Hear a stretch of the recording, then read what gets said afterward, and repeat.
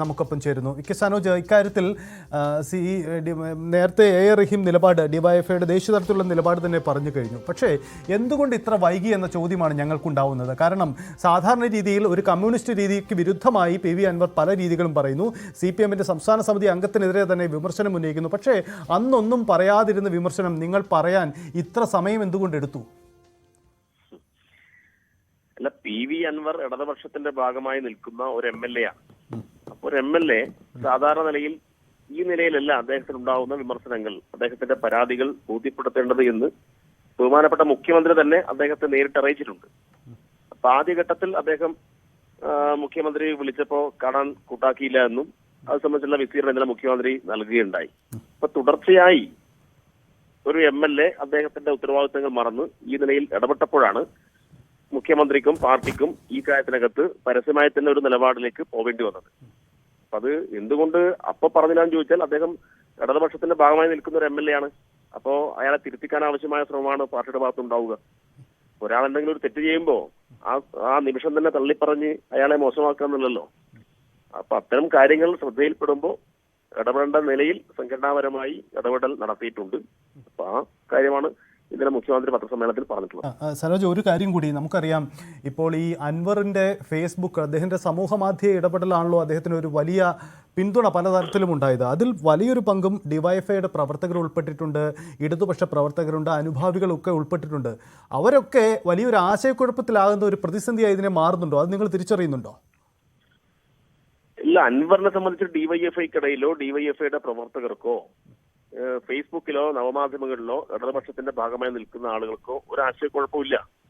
അൻവർ ആദ്യം ഉന്നയിച്ച വിഷയത്തെ പല വിധത്തിലും സാമൂഹ്യ മാധ്യമങ്ങളിൽ ന്യായീകരിക്കപ്പെട്ടിട്ടുണ്ട്. മുഖ്യമന്ത്രിയും ആ വിഷയം ഗൗരവത്തോടുകൂടി കാണുന്നു എന്ന് തന്നെയാണ് പറഞ്ഞത്. പക്ഷെ ഒരു ഘട്ടം കഴിയുമ്പോഴാണ് ഒരു ഇതുവരെ ഇല്ലാത്ത ഒരു പ്രത്യേകതരം രീതിയിലേക്ക് അൻവർ പോയിട്ടുള്ളത്. അതിന്റെയൊന്നും ഭാഗമായിട്ട് കേരളത്തിലെ ഒരു ഡിവൈഎഫ്ഐക്കാരനും പോവില്ല. അൻവറിന്റെ ഒന്നും പിന്നാലെയൊന്നും ഒരു ഡിവൈഎഫ്ഐയും അണിനിരക്കുന്ന ഒരു പ്രശ്നവുമില്ല. അതുകൊണ്ട് വസ്തുതകൾ ആ നിലയിൽ മനസ്സിലാക്കിക്കൊണ്ട് നേരത്തെ അൻവറിനെ പിന്തുണച്ചതിന്റെ ഭാഗമായിട്ടുള്ള നിലപാടുകൾ സ്വീകരിച്ചവരുണ്ടാവാം. അവരെല്ലാം ആ നിലപാട് തിരുത്തുക തന്നെ ചെയ്യും. ആ നിലപാടിന്റെ ഒന്നും കൂടെ ആരും നിൽക്കുന്നതല്ല, ഉണ്ടാവില്ല. മുഖ്യമന്ത്രി ഇന്നലെ വാർത്താ സമ്മേളനത്തിൽ തന്നെ അൻവർ ഇങ്ങനെ പറയുന്നതിൽ വലിയ സംശയങ്ങൾ, അദ്ദേഹം നേരിട്ടൊന്നും പറഞ്ഞില്ലെങ്കിൽ കൂടിയും ചില സംശയങ്ങളൊക്കെ പങ്കുവെക്കുന്നു, അതിൻ്റെ സൂചനകൾ ഉണ്ടായിരുന്നു. നിങ്ങൾ ഡിവൈഎഫ്ഐ എന്ന തലത്തിൽ അൻവർ ഇപ്പോൾ ഇങ്ങനെ പരസ്യമായി, കാരണം മുഖ്യമന്ത്രിയുടെ ഓഫീസിൽ നിന്ന് വിളിച്ചിട്ട് ഫോൺ എടുക്കുന്നില്ല, ഒടുവിൽ പാർട്ടിക്കും എല്ലാം പരാതി കൊടുത്തതിന് ശേഷം വാർത്താ സമ്മേളനം നടത്തുന്നു. ഏറ്റവും ഒടുവിൽ ഇന്നലെ മുഖ്യമന്ത്രി വാർത്താ സമ്മേളനത്തിൻ്റെ അറിയിപ്പ് നൽകിയതിന് ശേഷവും അതിന് മുമ്പായി അദ്ദേഹം മാധ്യമങ്ങളെ കണ്ട് ചില കാര്യങ്ങൾ പറയുന്നു. അപ്പോൾ ബോധപൂർവമായി അദ്ദേഹം ഇങ്ങനെ നടത്തുന്നതിന് പിന്നിൽ അദ്ദേഹത്തിന് മറ്റു ചില രാഷ്ട്രീയ താല്പര്യമുണ്ട് എന്ന ഒരു വിലയിരുത്തലിലേക്ക് ഡിവൈഎഫ്ഐ എന്ന യുവജന സംഘടനയൊക്കെ എത്തിയിട്ടുണ്ടോ? ഇല്ല, ഞങ്ങളിപ്പോ അങ്ങനെ ഒരു വിലയിരുത്തലേക്കൊന്നും പോകുന്നില്ല. പക്ഷേ സാധാരണ നിലയിൽ ഒരു ഇടതുപക്ഷത്തിന്റെ MLA-യുടെ ഭാഗത്തുനിന്ന് ഉണ്ടാവാൻ പാടില്ലാത്ത നീക്കങ്ങളും ഇടപെടലുകളുമാണ് തുടർച്ചയായി അദ്ദേഹത്തിന്റെ ഭാഗത്ത് ഉണ്ടായിട്ടുള്ളത്. ഇങ്ങനൊരു സാഹചര്യം മുമ്പ് ഉണ്ടായിട്ടില്ല. അപ്പൊ ഇങ്ങനൊരു പുതിയ സാഹചര്യം രൂപപ്പെട്ടപ്പോ ആ പുതിയ സാഹചര്യത്തെ സൂക്ഷ്മതയോടെ നോക്കേണ്ടതുണ്ട്. എന്താണ് അദ്ദേഹം ഉദ്ദേശിക്കുന്നത് എന്ന് കൂടുതൽ മനസ്സിലാക്കേണ്ടതുണ്ട്. അപ്പൊ ഈ കാര്യങ്ങളെ കൂടുതൽ മനസ്സിലാക്കാതെ ചാടിക്കാരി ഒരു അഭിപ്രായം പറയുന്ന രൂപത്തിലേക്ക് ഇപ്പൊ പോകുന്നില്ല. ഏതായാലും അദ്ദേഹം മുന്നോട്ട് വെക്കുന്ന ആശയങ്ങൾ, അദ്ദേഹം മുന്നോട്ട് വെക്കുന്ന പരാതി, അത് പ്രകടിപ്പിക്കുന്ന രീതി, അതിനോട് ഇപ്പൊ തൽക്കാലം വിയോജിക്കാനേ കഴിയൂ. ആ കാര്യമാണ് ഇന്നലെയും ഇന്നുമായിട്ട് സൂചിപ്പിച്ചുകൊണ്ടിരിക്കുന്നത്. യെസ്, ഒരു കാര്യം കൂടി, ഈ അൻവർ ഇപ്പോൾ എടുത്ത നിലപാടുമായി ബന്ധപ്പെട്ട് അൻവറിന് പിന്തുണ നൽകുന്ന രീതിയിൽ സമൂഹ മാധ്യമങ്ങളിലടക്കം ആരെങ്കിലും പാർട്ടി പ്രവർത്തകർ, ഡിവൈഎഫ്ഐയുടെ നേതാക്കൾ, പ്രവർത്തകരൊക്കെ അത്തരമൊരു നിലപാടെടുത്താൽ അവർക്ക് കൂടിയുള്ള ഒരു സന്ദേശമായിട്ടാണോ താങ്കളടക്കം ഇത്തരമൊരു പരസ്യ നിലപാട് സ്വീകരിക്കുന്നത്? തീർച്ചയായിട്ടും സാമൂഹ്യ മാധ്യമങ്ങളിൽ പലരും ആവേശത്തിന്റെയൊക്കെ ഭാഗമായി പല നിലപാടും പറയും. പക്ഷെ ആത്യന്തികമായി പ്രസ്ഥാനം ഒരു നിലപാട് പറഞ്ഞു കഴിഞ്ഞാൽ ആ നിലപാടിന്റെ കൂടിയായിരിക്കും എല്ലാ വിഭാഗം ആളുകളും. അങ്ങനെ പ്രസ്ഥാനത്തെ തള്ളിപ്പറയുന്ന നിലപാടൊന്നും സാമൂഹ്യ മാധ്യമങ്ങളിൽ പാർട്ടിയുടെ ഭാഗമായി ഇടപെടുന്ന ആളുകൾ ഉണ്ടാവില്ല. പിന്നെ പാർട്ടിയുടെ മുഖംമൂടി അണിഞ്ഞ് അല്ലെങ്കിൽ മറ്റ് സംഘടനയുടെ മുഖംമൂടി അണിഞ്ഞ് ഫേക്ക് ഐഡി വഴിയൊക്കെ ചില പ്രചരണങ്ങളൊക്കെ നടത്തിയേക്കാം. അതിനൊന്നും ഉത്തരവാദിത്വം നമുക്ക് ഏറ്റെടുക്കാൻ വേണ്ടി കഴിയില്ല. ഇപ്പൊ ഡിവൈഎഫ്ഐയോ ഇടതുപക്ഷ തലത്തിന്റെ ഭാഗമായി പ്രധാനപ്പെട്ട പാർട്ടി നിലയിൽ CPIM-ഓ ഒരു നിലപാട് പറഞ്ഞാൽ സ്വാഭാവികമായിട്ടും ആ നിലപാടിന്റെ കൂടെ നിൽക്കുന്നവരെ കേരളത്തിലെ ഈ സാമൂഹ്യ മാധ്യമങ്ങളിൽ ഇടതുപക്ഷത്തിന്റെ ഭാഗം അണിനിരക്കുന്ന ആളുകളുള്ളൂ. അല്ല, അതിനെയൊന്നും വെല്ലുവിളിച്ചിട്ടൊന്നും ആരും പോകുന്ന ഒരു പ്രശ്നവും ഇവിടെ ഉണ്ടാവുന്നില്ല. അങ്ങനെ ലൈക്കിന്റെയും ഇതിന്റെയൊന്നും ബലത്തിൽ ആ നിലയിൽ ആരും അങ്ങനെ മുന്നോട്ട് പോകേണ്ടതില്ല. സനോജ്, ഒരു കാര്യം കൂടി, യഥാർത്ഥത്തിൽ ഇങ്ങനെ ഒരു നിലപാടെടുക്കാൻ വൈകിപ്പോയില്ലേ? ഒന്ന് തുറന്ന് സമ്മതിച്ച് അക്കാര്യം ഡിവൈഎഫ്ഐ എന്ന ഒരു സ്വതന്ത്ര യുവജന സംഘടനയ്ക്ക് നിലപാടെടുത്തുകൂടെ? കാരണം ഒരു കമ്മ്യൂണിസ്റ്റിക് രീതിക്ക് വിരുദ്ധമായ പല കാര്യങ്ങൾ എത്ര നാളുകളായി നടക്കുന്നു, ഇപ്പോൾ മാത്രമാണ് ഇത്തരമൊരു നിലപാടെടുക്കാൻ ഡിവൈഎഫ്ഐക്കും കഴിയുന്നത്. ഞാൻ പറഞ്ഞല്ലോ, ഒരു അസാധാരണമായ ഒരു സാഹചര്യമാണ് ഉണ്ടായത്. അപ്പൊ ഒരു സാഹചര്യം രൂപപ്പെടുമ്പോൾ അതിനെ സൂക്ഷ്മതയിൽ വിലയിരുത്തുക, അതിനകത്ത് ചാടിക്കയറി അഭിപ്രായം പറയുക എന്നുള്ളതല്ല. അപ്പൊ അത് സംഘടനയുടേതായ രീതിയുണ്ട്. അപ്പോ അദ്ദേഹം അഭിപ്രായം പറഞ്ഞു, ഗവൺമെന്റ് ആ കാര്യത്തിനകത്ത് വളരെ പോസിറ്റീവായ നിലപാട് സ്വീകരിച്ചു. ഗവൺമെന്റ് വിജിലൻസ് അന്വേഷണം ഉൾപ്പെടെ പ്രഖ്യാപിക്കുന്നു. അതിലൊന്നും നിൽക്കാതെ മുന്നോട്ട് പോകുന്നൊരു നിലപാട് അദ്ദേഹം സ്വീകരിക്കും.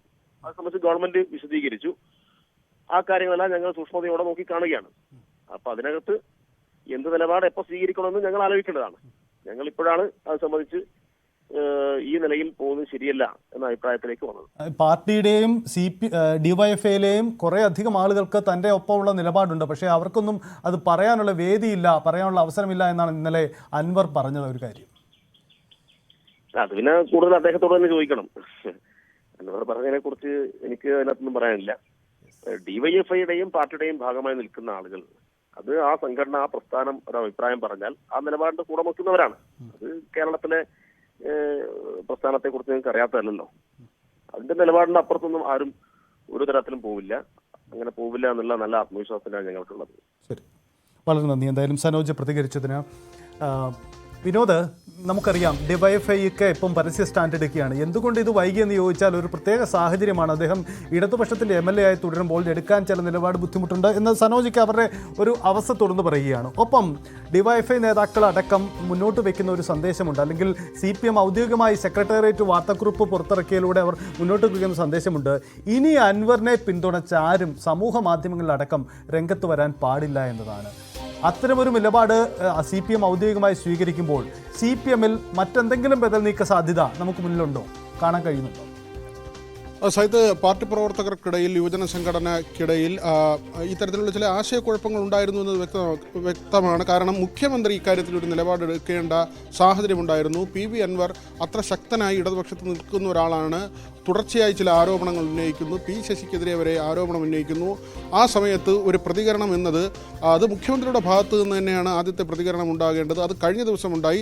തൊട്ട് പിന്നാലെ ഇപ്പോൾ DYFIയുടെ പ്രതികരണം ഉണ്ടായിരിക്കുന്നു. പാർട്ടി സംസ്ഥാന സെക്രട്ടേറിയറ്റിൻ്റെ വാർത്താക്കുറിപ്പ് ഉണ്ടായിരിക്കുന്നു. ആ നിലയ്ക്ക് പൂർണ്ണമായും പാർട്ടിയും യുവജന പ്രസ്ഥാനവും മുഖ്യമന്ത്രിക്ക് കീഴിൽ അണിനിരക്കുകയാണ്. അൻവറിൻ്റെ നീക്കങ്ങളിൽ ചില ദുരുദ്ദേശമുണ്ട് എന്ന സംശയം ബലപ്പെടുകയാണ്. അത് CPM-നുള്ളിൽ ബലപ്പെടുന്നു. അൻവർ മറ്റാർക്കോ വേണ്ടി ഈ തരത്തിൽ പ്രവർത്തിക്കുന്നു എന്നുള്ള ചിന്ത ബലപ്പെട്ടു വരികയാണ്. കാരണം മുഖ്യമന്ത്രിക്ക് പരാതി നൽകി, പാർട്ടി സെക്രട്ടറിക്ക് പരാതി നൽകി, അതിൽ അന്വേഷണ കമ്മീഷനെ വെച്ചു, അല്ലെങ്കിൽ DGPയുടെ നേതൃത്വത്തിലുള്ളൊരു അന്വേഷണമുണ്ട്, വിജിലൻസിൻ്റെ അന്വേഷണമുണ്ട്, പാർട്ടിയുടെ രീതിയിൽ അന്വേഷിക്കുന്നുണ്ട്. അതിനപ്പുറത്തേക്ക് വീണ്ടും അൻവർ ഇങ്ങനെ പ്രസ്താവനാ യുദ്ധവുമായി പോകുമ്പോൾ, സർക്കാരിനെ പ്രതിക്കൂട്ടിലാക്കുമ്പോൾ അവിടെ സംശയിക്കേണ്ട ചില കാര്യങ്ങളുണ്ട്. അവിടെയാണ് ഇന്നലെ മുഖ്യമന്ത്രി പറഞ്ഞു വെച്ചത്, പോലീസിനെ നിഷ്ക്രിയമാക്കി സ്വർണ്ണക്കടത്ത്, പ്രത്യേകിച്ച് മലപ്പുറം ജില്ലയിലെ കണക്കുകളാണ് മുഖ്യമന്ത്രി ഇന്നലെ ഉദ്ധരിച്ചത്. അവിടെ പിടികൂടിയ സ്വർണവും രജിസ്റ്റർ ചെയ്ത കേസുകളുടെ എണ്ണവും അടക്കമുള്ള കാര്യങ്ങൾ മുഖ്യമന്ത്രി പറഞ്ഞു. അങ്ങനെ അത്തരക്കാരെ സഹായിക്കുന്നതിന് വേണ്ടിയുള്ള നീക്കത്തിലേക്കാണോ പോകുന്നത്? പോലീസിനെ നിഷ്ക്രിയമാക്കി അങ്ങനെ സ്വർണ്ണ കള്ളക്കടത്ത് നടത്താം എന്ന് ആരും കരുതേണ്ടതില്ല എന്ന് പറയുമ്പോൾ അൻവറിന് മറ്റ് ചില ഉദ്ദേശങ്ങളുണ്ടായിരുന്നു, ചില ദുരുദ്ദേശമുണ്ടായിരുന്നു എന്ന സൂചന തന്നെയാണ്, അല്ലെങ്കിൽ വരികൾക്കിടയിൽ അത് തന്നെയാണ് മുഖ്യമന്ത്രി പറഞ്ഞു വയ്ക്കുന്നത്. അങ്ങനെ നോക്കുമ്പോൾ ഇപ്പോൾ സംവിധാനങ്ങൾ മുഴുവൻ, പാർട്ടി സംവിധാനവും സർക്കാർ സംവിധാനവും യുവജന പ്രസ്ഥാനവും അടക്കമുള്ള കാര്യങ്ങൾ മുഖ്യമന്ത്രിയുടെ വാക്കുകളോട് ചേർന്ന് നിൽക്കുന്നു. അൻവറിന് പോകണമെങ്കിൽ പോകാം, ആ നിലയിലേക്ക്, ആ ഒരു ലൈനിലേക്ക് പാർട്ടി എത്തിയിരിക്കുന്നു. അത് തന്നെയാണ് ഈ വാർത്താക്കുറിപ്പിൽ നിന്ന് നമുക്ക് മനസ്സിലാക്കാൻ കഴിയുന്നതും. അൻവറിൻ്റെ ഇപ്പോഴത്തെ നിലപാടുകളോട് യോജിക്കാൻ കഴിയില്ല. ഇപ്പോഴത്തെ രീതി അത് അൻവർ ഒഴിവാക്കണം എന്ന് അഭ്യർത്ഥിക്കുന്നു എന്നാണ് പാർട്ടി പറയുന്നത്. അൻവറിന് മുന്നിൽ രണ്ട് വഴികളാണുള്ളത്. ഒന്ന്, താൻ ഇതുവരെ ഉയർത്തിയ വാദങ്ങൾ അത് ശക്തമായി ഉന്നയിച്ച് മുന്നോട്ട് പോകാം. അങ്ങനെയെങ്കിൽ അൻവർ പാർട്ടിയിൽ നിന്ന്, അല്ലെങ്കിൽ ഇടത് സംവിധാനത്തിൽ നിന്ന് പുറത്തു പോകുമെന്ന കാര്യം ഉറപ്പാണ്. അതല്ലെങ്കിൽ CPM-ന് വഴങ്ങി P ശശിക്കെതിരെയുള്ള പരാതിയിലൊന്നും ഇനി തുടർന്ന് കാര്യമായ പ്രസ്താവനകൾ നടത്താതെ, പരാമർശം നടത്താതെ അച്ചടക്കത്തോടെ, അതായത് പാർട്ടി ഉദ്ദേശിക്കുന്ന അച്ചടക്കത്തോടെ അൻവറിന് പാർട്ടിയിൽ അല്ലെങ്കിൽ ഇടത് സംവിധാനത്തിൽ തുടരാം, അദ്ദേഹത്തിന് MLA ആയി തുടരാം. പക്ഷേ അവിടെയും നേരത്തെ സൈത്ത് പറഞ്ഞതുപോലെ അടുത്ത മാസം 4-ന് സഭാ സമ്മേളനം ചേരുകയാണ്. അവിടെ വലിയ പ്രതിസന്ധിയാണ് സർക്കാരിനെ കാത്തിരിക്കുന്നത്. കാരണം പ്രതിപക്ഷം കൊണ്ടുവന്ന ഒരു ആരോപണമല്ല, മറിച്ച് ഭരണപക്ഷത്തെ ഒരു MLA, ശക്തനായ MLA കൊണ്ടുവന്ന ആരോപണമാണ്. അദ്ദേഹം പറഞ്ഞത് ചെറിയ കാര്യങ്ങളല്ല. ഒരു ADGP കൊലപാതകം നടത്തി, സ്വർണം തട്ടിയെടുത്തു, മന്ത്രിമാരുടെ ഫോൺ ചോർത്തി, ബന്ധുക്കളുടെ പേരിൽ ഭൂമി വാങ്ങിക്കൂട്ടി, അനധികൃത സ്വത്ത് സമ്പാദനം, ഇതിന് ഒരു SP കൂടി അദ്ദേഹത്തിൻ്റെ ഭാഗമായി കൊണ്ടുവന്നു. ഈ കാര്യങ്ങളെല്ലാം അൻവർ പറയുന്നു. അതിനപ്പുറത്തേക്ക് P. ശശി പരാജയമാണെന്ന് പറയുന്നു. മുഖ്യമന്ത്രിയുടെ ഓഫീസിൽ നടക്കുന്ന കാര്യങ്ങൾ മുഖ്യമന്ത്രി അറിയുന്നില്ല, പല ഇൻ്റലിജൻസ് റിപ്പോർട്ടുകൾ പോലും മുഖ്യമന്ത്രിക്ക് മുന്നിലേക്ക് എത്തുന്നില്ല എന്ന് അൻവർ പറഞ്ഞു വെക്കുമ്പോൾ അത് സർക്കാരിനുണ്ടാക്കുന്ന പ്രതിസന്ധി ചെറുതല്ല. ആ അപകടം മനസ്സിലാക്കിക്കൊണ്ട് തന്നെയാണ് കഴിഞ്ഞ ദിവസത്തെ മുഖ്യമന്ത്രിയുടെ വാർത്താ സമ്മേളനം. ഏതായിരുന്നാലും ഏറെക്കുറെ അൻവറിനെ തള്ളിക്കളയാനുള്ള ഒരു നിലയിലേക്ക് ഇടതുപക്ഷം എത്തി, CPM എത്തി എന്ന് തന്നെ പറയേണ്ടിയിരിക്കുന്നു. സൈത്ത്, അതാണ് വിനോദ് സൂചിപ്പിച്ചതാണ് അതിൻ്റെ രാഷ്ട്രീയ പശ്ചാത്തലം. എന്തായാലും സമീപകാലത്ത് ഉണ്ടാവാത്ത തരത്തിലുള്ള രാഷ്ട്രീയ പ്രതിസന്ധിയായി CPM-ന് മുന്നിൽ ഇത് മാറുകയാണ്. ഇത്രയധികം കാത്തിരിപ്പിന് ശേഷം മുഖ്യമന്ത്രിയുടെ നിലപാട് പ്രഖ്യാപനത്തിന് പിന്നാലെയാണ് CPM-ഉം ഇത്തരമൊരു നിലപാടെടുക്കുന്നത്. മുഖ്യമന്ത്രിക്കും പിന്നാലെ CPM നേതൃത്വവും തള്ളിപ്പറഞ്ഞതോടെ PV അൻവറിൻ്റെ ഇടതുമുന്നണിയിലെ ഭാവി എന്താണെന്നത് ഇനി നിർണായകമാണ്. അൻവറിൻ്റെ തുടർ നീക്കങ്ങൾക്കും ഇതോടെ ഏറെ പ്രസക്തി വർദ്ധിക്കുകയാണ്. അൻവറിനെ സ്വാഗതം ചെയ്ത് നിലമ്പൂരിലെ മുസ്ലിം ലീഗ് നേതൃത്വം രംഗത്ത് വന്നെങ്കിലും ഇത് അതേപടി അംഗീകരിക്കാൻ PK കുഞ്ഞാലിക്കുട്ടി തയ്യാറായിട്ടില്ല. എന്നാൽ അൻവറിൻ്റെ ആക്ഷേപങ്ങളോട് ചേർന്ന് നിൽക്കുന്ന നിലപാട് തന്നെയാണ് PK കുഞ്ഞാലിക്കുട്ടിയും സ്വീകരിച്ചത് എന്നത് ശ്രദ്ധേയമാണ്. PK കുഞ്ഞാലിക്കുട്ടിയുടെ നിലപാടോടുകൂടി ലീഗിൻ്റെ മണ്ഡലം പ്രസിഡന്റ് ഇക്ബാൽ മുണ്ടേരി FB പോസ്റ്റിൽ നിന്ന് പിന്നീട് പിന്നോട്ട് പോയി. PV അൻവർ MLA ഉന്നയിച്ച ആരോപണങ്ങളും ആക്ഷേപങ്ങളും തള്ളിക്കളഞ്ഞ് മുഖ്യമന്ത്രി പിണറായി വിജയൻ തന്നെ വളരെ വിശദമായി വാർത്താ സമ്മേളനം നടത്തിയപ്പോൾ തന്നെ PV അൻവറിന്റെ ഇടതുമുന്നണിയിലെ ഭാവി ആശങ്കയിലാകുന്നു എന്ന സൂചനകൾ പുറത്തു വന്നിരുന്നു. ശേഷം വൈകുന്നേരം മുഖ്യമന്ത്രിയെ ചിലർ തെറ്റിദ്ധരിപ്പിക്കുകയാണ്, തൻ്റെ നിലപാടിൽ താൻ ഉറച്ചു നിൽക്കുന്നു എന്ന് വളരെ വ്യക്തമായി വിശദമായി പറഞ്ഞ PV അൻവർ P. ശശിയെ കടന്നാക്രമിക്കുകയും ചെയ്തു. പാർട്ടിയിലെ വലിയൊരു വിഭാഗം തനിക്ക് ഒപ്പമുണ്ടെന്നും പാർട്ടിക്ക് പലതവണ പരാതി പറഞ്ഞിട്ട് കാര്യമില്ലാത്തതുകൊണ്ടാണ് ഇതെല്ലാം മാധ്യമങ്ങളോട് പറയേണ്ടി വന്നതെന്നും PV അൻവർ ആവർത്തിച്ചു.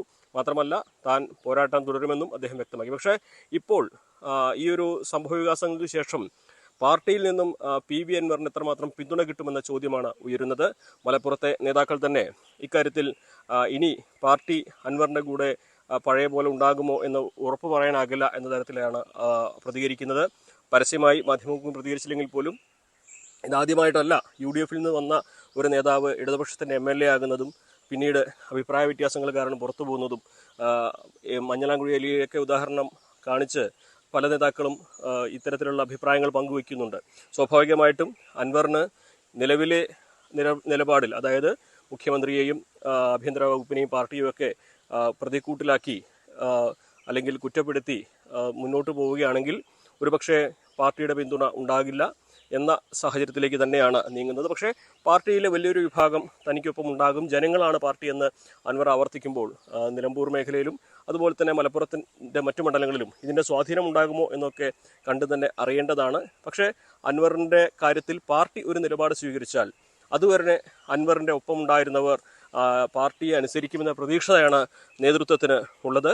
അതേസമയം തന്നെ ഈ വിഷയത്തിൽ മറുചേരിയിലുണ്ടായിരുന്ന UDF-ലുള്ളവർ തന്നെ അൻവറിൻ്റെ നിലപാട്, അൻവർ സ്വീകരിച്ച വിഷയങ്ങളോടുള്ള ഐക്യം അവർ പ്രകടിപ്പിക്കുന്നുണ്ട്. PK കുഞ്ഞാലിക്കുട്ടി തന്നെ അൻവർ പറഞ്ഞ കാര്യങ്ങൾ ഗൗരവത്തിൽ എടുക്കണം, അത് UDF ഏറ്റെടുക്കുമെന്ന് ഇന്ന് മാധ്യമങ്ങളോട് പറയുന്ന ഒരു സാഹചര്യമുണ്ടായി. അതേസമയം നിലമ്പൂർ മുസ്ലിം ലീഗിൻ്റെ നിലമ്പൂർ മണ്ഡലം പ്രസിഡന്റായിട്ടുള്ള ഇക്ബാൽ മുണ്ടേരി അദ്ദേഹം അൻവറിനെ സ്വാഗതം ചെയ്യുന്ന തരത്തിൽ ഫേസ്ബുക്കിലിട്ട ഒരു കുറിപ്പിനെ കുറിച്ച് തനിക്ക് അറിയുകയില്ല എന്നും അൻവറിനെ പാർട്ടിയിലെ എടുക്കുന്ന കാര്യത്തെക്കുറിച്ചൊന്നും താനിപ്പോൾ അഭിപ്രായം പറയുന്നില്ല എന്നും PK കുഞ്ഞാലിക്കുട്ടി വ്യക്തമാക്കി. അൻവറിനെ നിലമ്പൂർ മണ്ഡലം പ്രസിഡന്റ് സ്വാഗതം ചെയ്യുകയാണ്, ഒരുമിച്ച് പോരാടാം എന്നുള്ളതാണ് ഫേസ്ബുക്ക് പോസ്റ്റ്. നിലമ്പൂർ ഇക്ബാൽ മുണ്ടേരി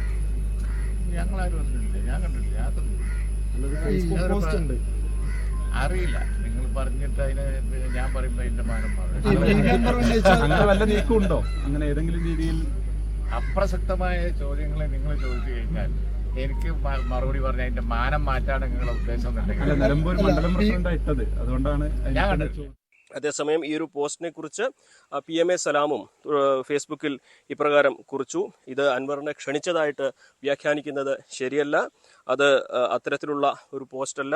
ഒരുമിച്ച് നിൽക്കാം.